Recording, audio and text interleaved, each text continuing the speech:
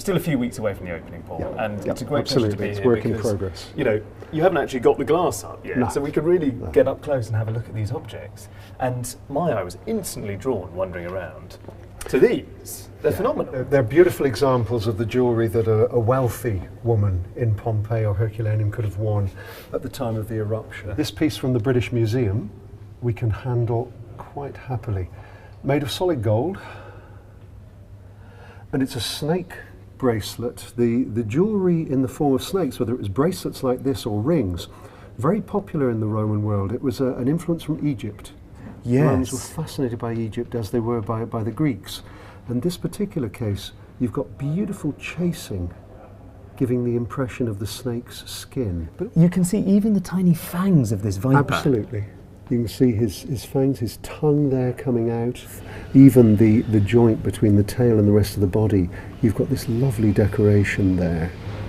Originally it started in the collection of King Ferdinand II of Naples, because of course all the objects that came from Pompeii and Herculaneum were the personal property of the king, and he could give those as gifts to people. So this originally started off as something from the King of Naples and eventually came to us. What we have in Pompeii and Herculaneum is a marvellous idea of what people had in their collections of jewellery as a whole. Was this found on someone's wrist? It would have certainly have been found with someone.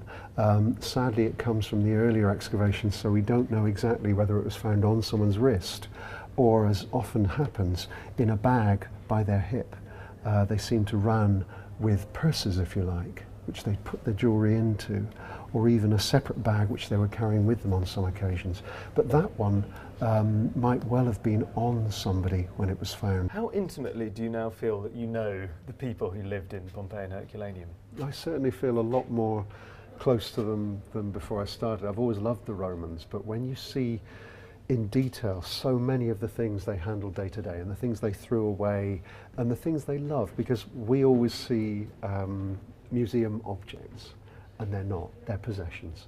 They're things that people liked, bought on the market, took home, said, oh, do you like this? I've just bought it on the market. Well, that's nice, yes. And used it, broke it, threw it away down the toilet. This was the usual disposal system. So we've got to think of these things as possessions.